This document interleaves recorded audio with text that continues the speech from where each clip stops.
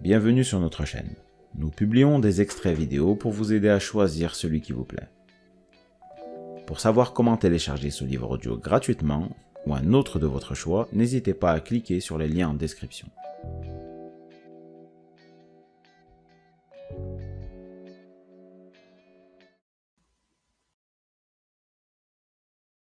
Qu'ils avaient exhumé du fond de la penderie, celle de son père, à l'époque où il connaissait des jours meilleurs, était tachée, jaunie par l'âge.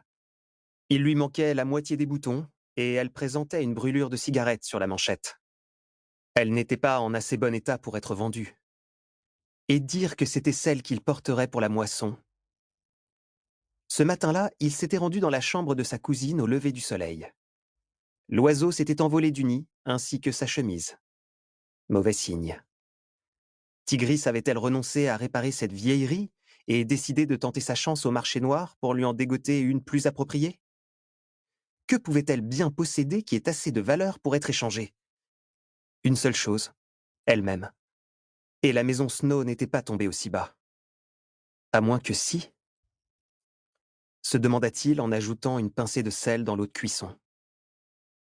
Il s'imagina des gens fixant un prix pour sa cousine. Avec son long nez pointu et sa silhouette maigrichonne, Tigris, sans être une beauté, dégageait néanmoins une douceur, une vulnérabilité qui incitait aux abus. Elle trouverait preneur si elle y tenait vraiment. Cette idée le rendait malade, impuissant, et par conséquent dégoûté de lui-même.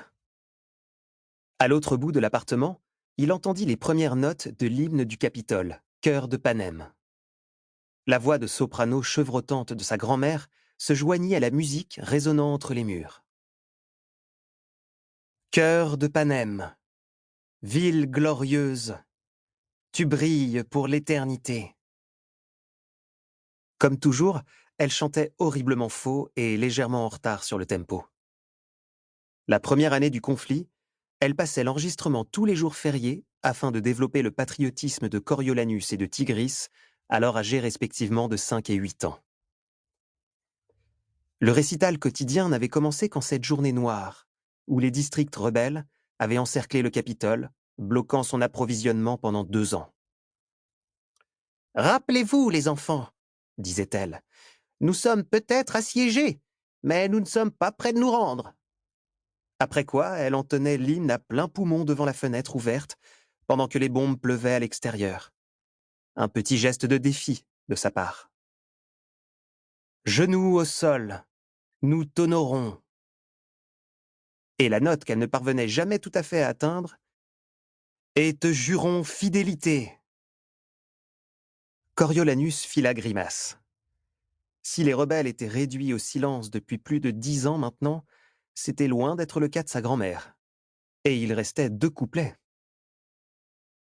Cœur de Panem, phare de justice, la sagesse part ton front. Il se demanda si un mobilier plus important ne pourrait pas absorber une partie du son. À vrai dire, la question était purement formelle. Dans l'immédiat, leur appartement avec terrasse était pareil au Capitole, marqué par les stigmates des attaques rebelles.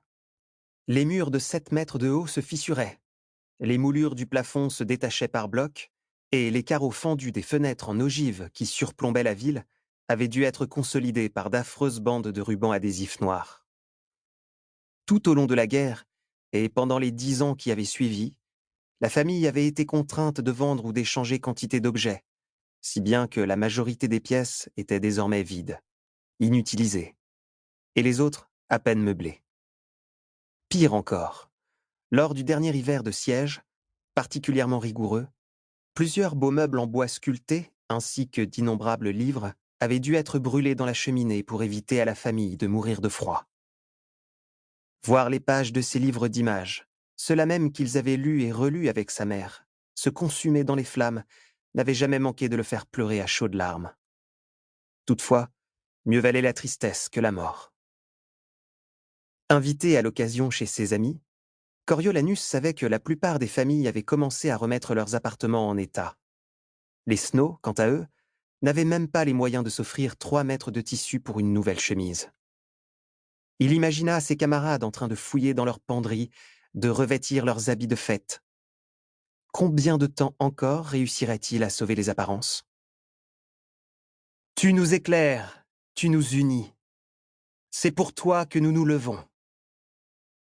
Si la chemise que lui rapporterait Tigris ne convenait toujours pas, quelle solution lui resterait-il? Feindre d'avoir la grippe et se faire porter pâle? Minable. Se présenter à la cérémonie dans sa chemise? Si ce livre vous a plu, vous pouvez alors le télécharger gratuitement. Pour savoir comment faire, cliquez sur le lien en description de la vidéo. N'hésitez pas à commenter pour nous informer des extraits de livres audio que vous aimeriez écouter. Pensez à liker et à vous abonner pour ne rater aucune vidéo.